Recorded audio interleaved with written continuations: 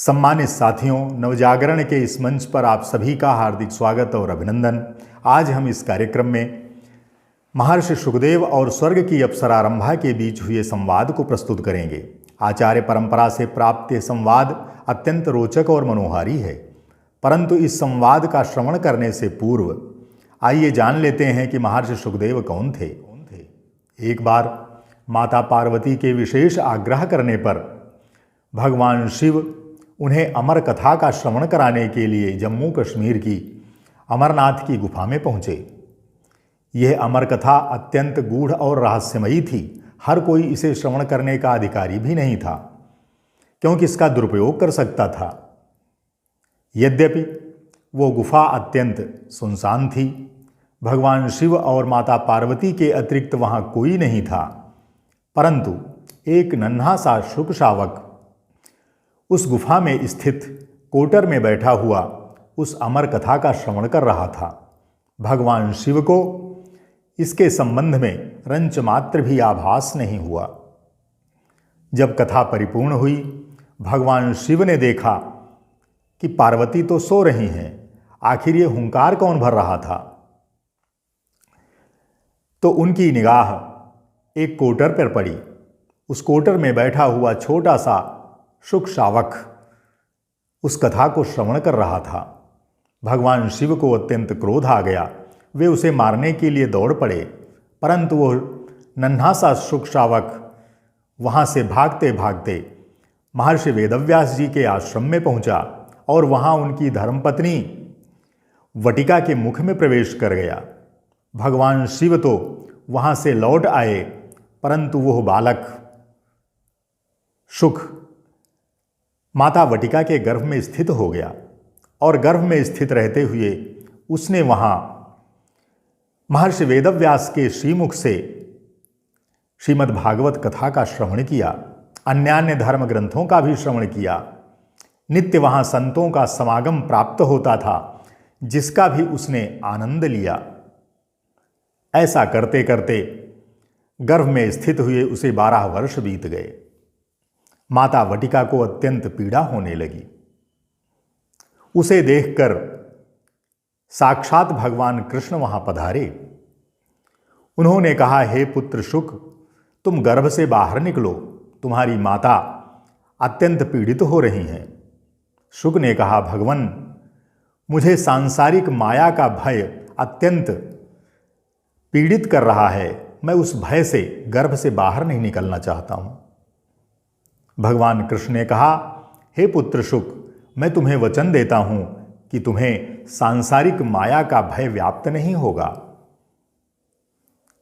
उस शुक ने पिता वेदव्यास जी से भी आश्वासन प्राप्त किया कि वे उन्हें घर में रुकने के लिए विवश नहीं करेंगे। जब पिता वेदव्यास ने भी आश्वासन दे दिया, तब वो शुक गर्भ से बाहर निकले और गर्भ से बाहर निकलते ही वन की ओर प्रस्थान कर गए।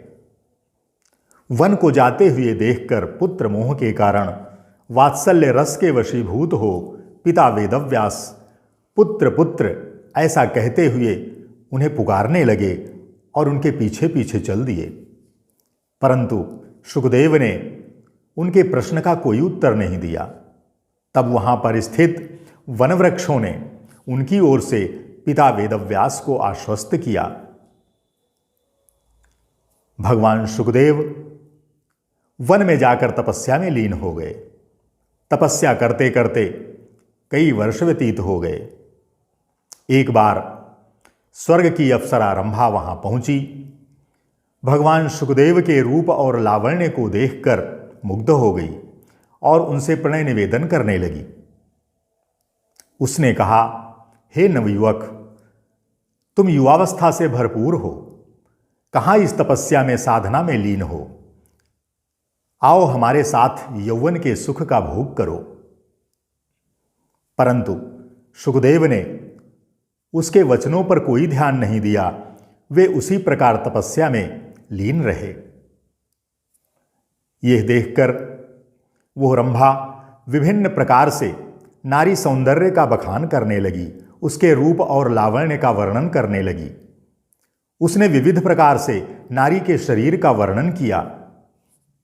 उसे सुनकर महर्षि शुकदेव बोले कि हे सुंदरी, मुझे तुम्हारे मुख से पहली बार ज्ञात हुआ है कि नारी का शरीर इतना सुंदर होता है, वो इतने सौंदर्य और लावण्य से भरपूर होती है। मुझे अच्छा लगा। मैं तुम्हें वचन देता हूँ कि अगले जन्म में मैं तुम्हारे ही गर्भ से पुत्र के रूप में जन्म लूंगा। महर्षि शुकदेव के मुख से ऐसे वचन सुनकर वो रंभा उनसे अत्यंत प्रभावित हुई और उसे विश्वास हो गया कि महर्षि शुकदेव वास्तव में सहज विरागी हैं, उन पर सांसारिक माया मोह का कोई प्रभाव नहीं पड़ेगा। वो अत्यंत लज्जित भी हो गई। उसने उनके चरणों में प्रणाम किया, उनका आशीर्वाद लिया और स्वर्गलोक को प्रस्थान कर गई। महर्षि शुकदेव उसी प्रकार से तपस्या में, अपनी साधना में लीन हो गए। महर्षि शुकदेव और रंभा का यह संवाद वास्तव में भोग और मोक्ष का संवाद है। यह राग और विराग का संवाद है, यह श्रृंगार और वैराग्य का संवाद है।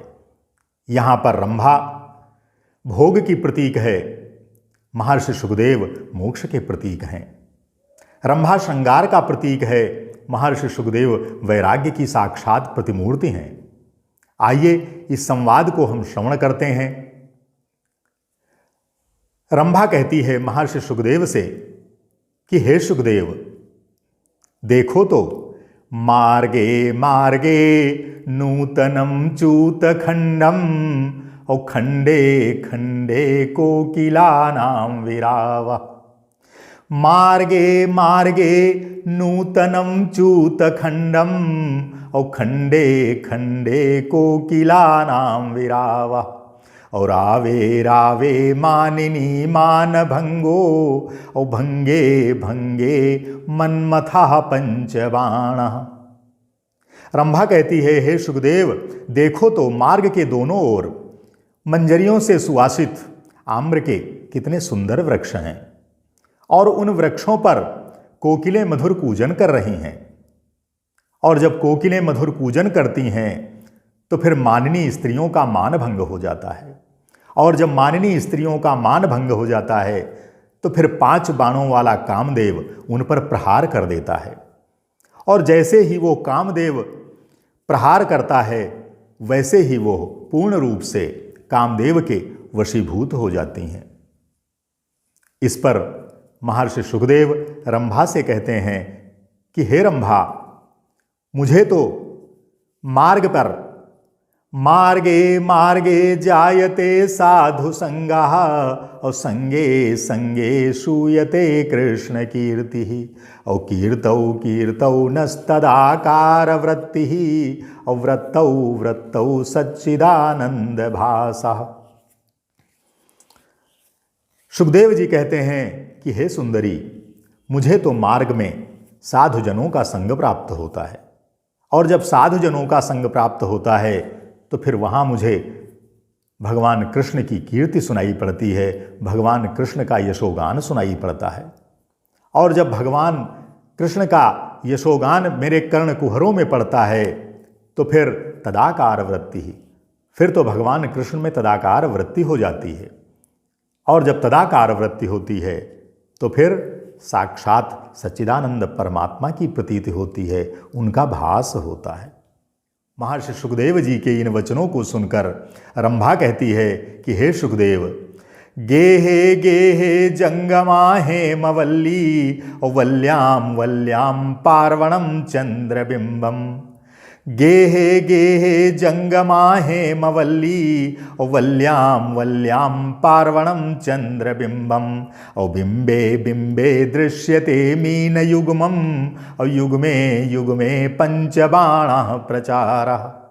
हे सुखदेव जी, मुझे तो प्रत्येक घर में सुंदर स्त्रियां विचरण करती हुई दिखाई पड़ रही हैं, जिनके मुख पूर्णिमा के चंद्रमा के समान अत्यंत सुंदर हैं और उनके उस सुंदर मुख पर जो उनके 2 नयन युगल हैं वो मीन युगल के समान प्रतीत होते हैं। ऐसा लगता है जैसे 2 मछलियां तैर रही हों और उन मीन युगलों में सौंदर्य का देवता कामदेव स्वच्छंदता पूर्वक विहार करता है, विचरण करता है। जब रंभा ऐसा कहती है तो सुखदेव जी कहते हैं कि हे रंभा, मुझे तो तीर्थे तीर्थे निर्मलम ब्रह्म वृंदम वृंदे वृंदे तत्वचिंतानुवादा।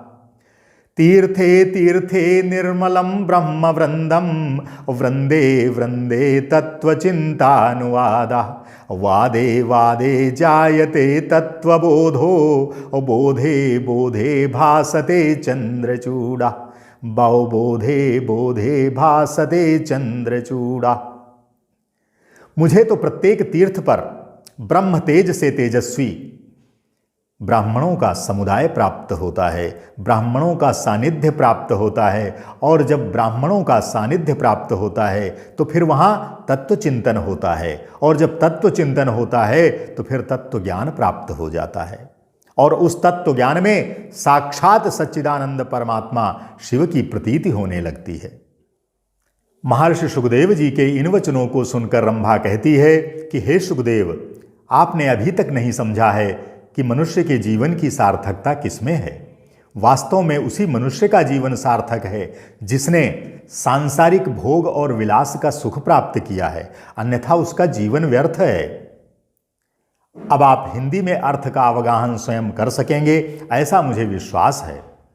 वो कहती है कि हे सुखदेव, पीनस्तनी चंदन चर्चितांगी और विलोल नेत्रा तरुणी सुशीला।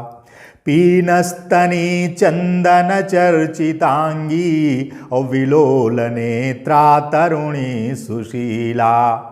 और नालंगिता प्रेम भरेण येन वृथा गतं तस्य नरस्य जीवितम्। और वृथा गतं तस्य नरस्य जीवितम्। इस पर सुखदेव जी कहते हैं कि हे रंभा, हम आपको बताते हैं कि वास्तव में मनुष्य के जीवन की सार्थकता किसमें है। वे कहते हैं कि अचिंत्य रूपो भगवान निरंजनो और विश्वंभरो ज्ञानमयश्चिदात्मा। अचिंत्य रूपो भगवान निरंजनो और विश्वंभरो ज्ञानमयश्चिदात्मा। और विशोधितो येन हृदि क्षणं नो और वृथा गतं तस्य नरस्य जीवितम्। जिसने सच्चिदानंद परमात्मा में अपना मन नहीं लगाया, उसका जीवन व्यर्थ है। इस पर रंभा पुनः कहती है कि हे सुखदेव, कामातुरा पूर्ण शशांक वक्त्रा और बिंबाधरा कोमलनाल गौरा। कामातुरा पूर्ण शशांक वक्त्रा और बिंबाधरा कोमलनाल गौरा। और नालिंगिता स्वे हृदये भुजाभ्याम और वृथा गतं तस्य नरस्य जीवितम्। इस पर सुखदेव जी कहते हैं कि चतुर्भुजा चक्रधरो गदाधरः और पीतांबरः कौस्तुभमालयालसन्। चतुर्भुजा चक्रधरो गदाधरः और पीतांबरः कौस्तुभमालयालसन्। और ध्याने धृतो येन नबोध काले और वृथा गतं तस्य नरस्य जीवितम्। इस पर रंभा पुनः कहती है कि हे सुखदेव, प्रियं वदा चंपक हेमवर्णा हारावली मंडितनाभिदेशा। प्रियं वदा चंपक हेमवर्णा हारावली मंडितनाभिदेशा। और संभोगशीला रमिता नयेन और वृथा गतं तस्य नरस्य जीवितम्। और वृथा गतं तस्य नरस्य जीवितम्। इस पर सुखदेव जी कहते हैं कि श्रीवत्सलक्षांकित हृत प्रदेशः और तार्क्ष्यध्वजः शारंगधरः परात्मा। श्रीवत्सलक्षाङ्कितहृत्प्रदेशा तार्क्ष्यध्वजः शारङ्गधरः परात्मा और न सेविता येन नृजन्मनापि वृथा गतं तस्य नरस्य जीवितम्। इस पर रंभा कहती है, सुखदेव जी आपका कथन सत्य नहीं है। वास्तव में उस मनुष्य का जीवन सार्थक है जिसने चलत कटी नूपुर मंजु घोषा, चलत कटी नूपुर मंजु घोषा और नासाग्र मुक्ता नयनाभिरामा और न सेविता ये न भुजंग वेणी और वृथा गतं तस्य नरस्य जीवितम्। इस पर सुखदेव जी कहते हैं कि हे रंभा, विश्वंभरो ज्ञानमयो परेशः और जगन्मयो नंत गुण प्रकाशी। विश्वंभरो ज्ञानमयः परेशः और जगन्मयो नंत गुण प्रकाशी और आराधितो नापि व्रतो न योगे और वृथा गतं तस्य नरस्य जीवितम् और वृथा गतं तस्य नरस्य जीवितम्। इस पर रंभा पुनः उन्हें कहती है, वो क्या कहती है कि तांबूल रागे कुसुम प्रकर्षे, तांबूल रागे कुसुम प्रकर्षे और सुगंधि तैलेन च वासिताया और न मर्दितो येन कुचौ निशायाम, न मर्दितो येन कुचौ निशायाम और वृथा गतं तस्य नरस्य जीवितम् और वृथा गतं तस्य नरस्य जीवितम्। इस पर सुखदेव जी पुनः उत्तर देते हैं कि हे रंभा, ब्रह्मादिदेवोऽखिल विश्वदेवो, ब्रह्मादिदेवोऽखिल विश्वदेवो और मोक्षप्रदोतीत गुण प्रशान्तः और धृतो न योगेन हृदि स्वकीये और वृथा गतं तस्य नरस्य जीवितम् और वृथा गतं तस्य नरस्य जीवितम्।